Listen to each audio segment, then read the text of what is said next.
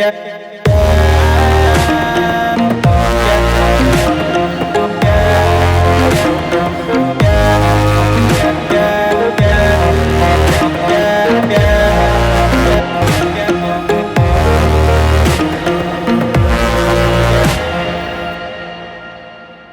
are at Mexico Beach. We're like in a cove right here. I'm gonna take the GoPro out and kind of show you around what we see here. So if you look over that way, you can see just the houses that are completely obliterated. There's a Jeep down there. There's a Jeep, yeah. There's boats right here. I mean, it's just crazy. Right on the other side of this hotel is the ocean. So this is just right on the beachfront. Yeah, literally that's the ocean right there. Look at that hotel. You can see the whole roof is gone. The whole roof is gone.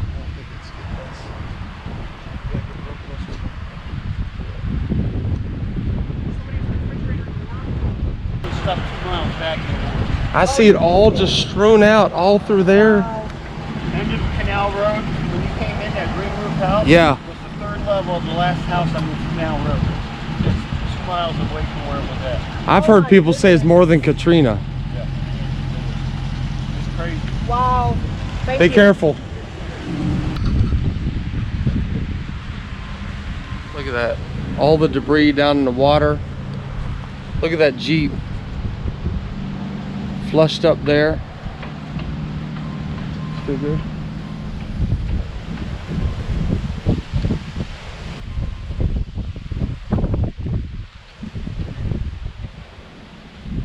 When we were in Michigan or Oklahoma or any of those places, you never heard anything about how really devastated this place is. Because of the elections, I think, have really taken the emphasis off of their need down here. Even our daughter-in-law was like, I didn't even know it. When we drove down this street right here and all of the woods and everything, it's just screen doors and people's towels and underwear and tables, and I mean, just, you can't even imagine where it came from. It's just, it's strewn, like it picked it up and just threw it as far away as possible. It's just sad. I don't know. I think this is the thing that Gale and I were both saying is, where do they start?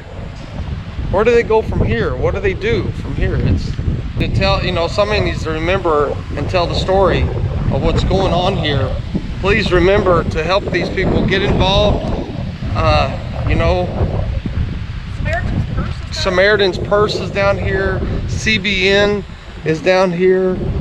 We've seen all of their vehicles out. We've seen all their trucks down here, handing out food, handing out all kinds of stuff. So we just wanted y'all to be able to go along with us and see this. Please share it.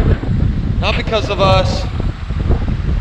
I'm not getting emotional, but I will say this story needs to be told. These people need to be restored. They need food, they need water, they need fresh water. You know, don't just help. Finances. They need money. They need, you know,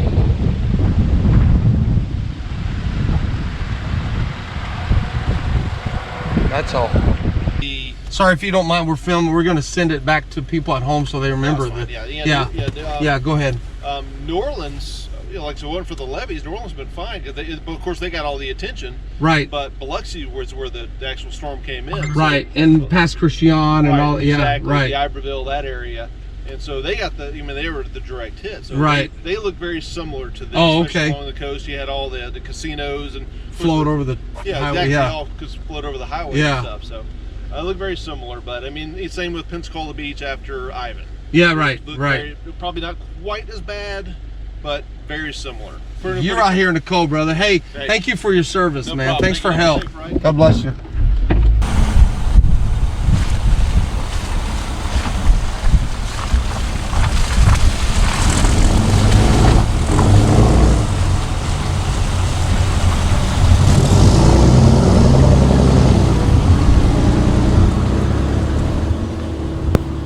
I think some of the more fascinating elements to this is to see that some houses were left completely standing and even some seemed untouched, while others were just completely obliterated.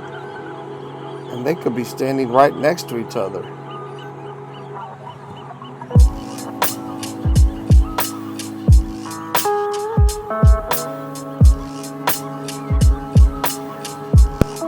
I'm not sure that you can really see it, but down each one of these streets are foundations of homes that have been swept away.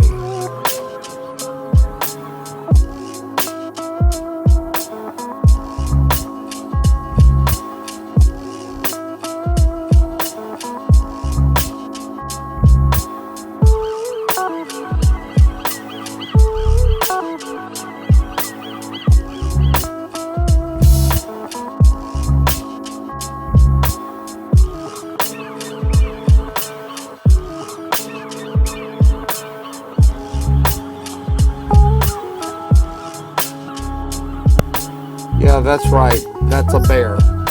Along the roads are piles of junk where they bring out all of the debris, and then these trucks come with giant arms and pick up the debris and put them into their trucks and take them away. And actually, they end up making mulch out of all of this trash.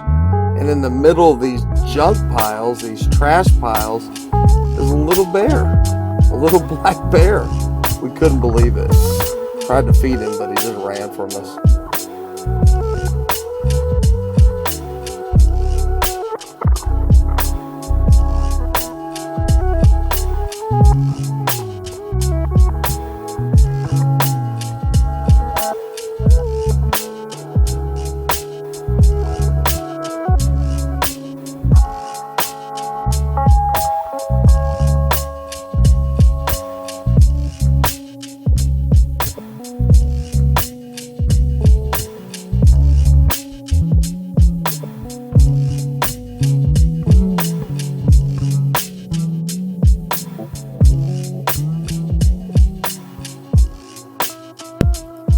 Well, after experiencing all the damage of Mexico City Beach, Florida, we drove over to the connecting city, Port St. Joe. There, we met up with our friends from Granny's Alliance. We're so grateful that they allowed us full access to their camp. This camp is really amazing what they're doing. They provide a place for all the men and women that are working to restore some sense of normalcy in this really horrible time. They're given showers and bathrooms and places to sleep and 3 squares a day. Really amazing food. It's for the first responders and the people doing the recovery work. It's not for the survivors, like a shelter. It's not for that. It's for the people coming and doing the recovery work in the community. Right. And first of all, start off with explaining this tent. So this big, huge tent here is for... This big, huge tent is what we call the mess tent, and that's where the people eat their meals. We can feed about 300 people at a time. We have 2 caterers here. They take turns cook. One day, one caterer will cook the meals. Next day, the other caterer will cook the meals. And then you've got room for how many? We got room for 500 people in this camp. Yep. Currently, we're running about 150 or 60 people here spend the night, and sometimes up to 250 people are eating meals here. Eating meals. So you've got 2 male camps, tents for 250 each. 225 each, 225. and then a female tent for 50, so that's a total of 500. And then not only is it here for just major workers like electricity guys, but it's also for like church groups and stuff they might register through you guys. And yeah, volunteer groups, people coming. We have AmeriCorps kids here, and they from Texas and North Carolina, and they're cutting.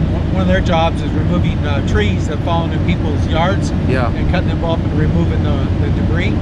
Also, they're helping putting on the Blue Roof project on the homes and buildings, and just overall taking all the debris out of the homes that's ruined and has to be replaced. Explain a little bit of that Blue Roof campaign that's going on right now. Well, it's a contract through FEMA where they'll come in, and if the building is salvageable and usable, they'll come in to just kind of a temporary repair on the roof. Yeah. And it's a waterproof cover they put on it, and it's blue hard plastic, and they call it the Blue Roof campaign. Wow.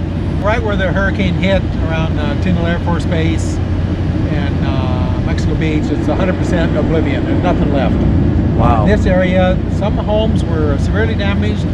and some were not severely damaged. I talked to one fella, he said that he only lost a couple shingles on his roof, but 20 miles up the road, his other house is total destruction. Gone. So it's just, by hand of God, some places were spared and some weren't. Yeah. We can't fix it all, but our hope is just to make everybody's day a little brighter. Yeah, when we that's contact good. them. That's good.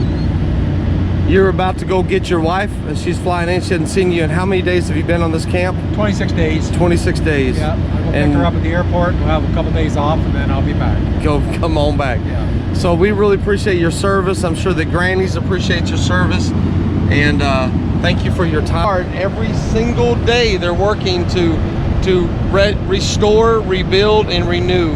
And this isn't going to be a short-term project. This is probably months and months, maybe even years worth of work here. And so please keep Florida, the Panhandle of Florida especially, in your prayers.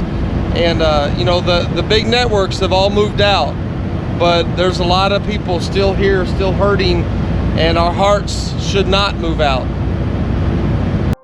So what I want you to see, obviously it's not lunchtime or dinner time, we're right in the middle here, but they feed, like he was saying, probably 500 people a day and night. And this is the tent. This tent, they set this thing up in one day.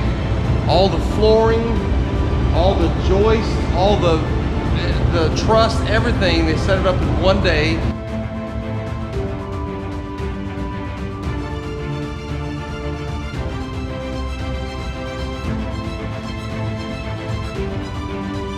You can see this is quite the undertaking. This camp serves a lot of people, and frankly, there's a lot of ministry opportunity here as well. A lot of hurting people, and a lot of people serving hurting people right here in this camp.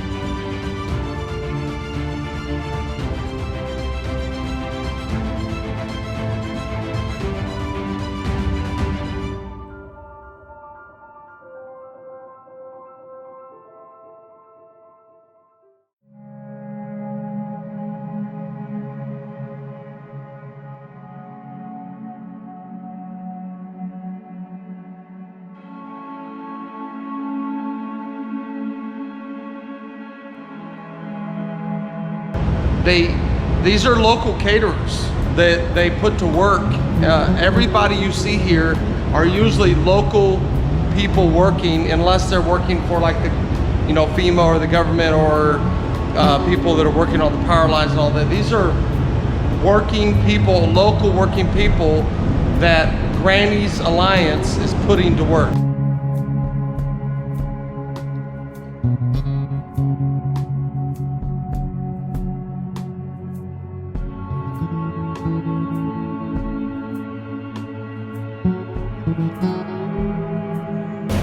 Anywhere from 20 to 100 loads a day. Really? Yeah. And if it doesn't smell clean when it comes out, we wash it again until Oh, really? it's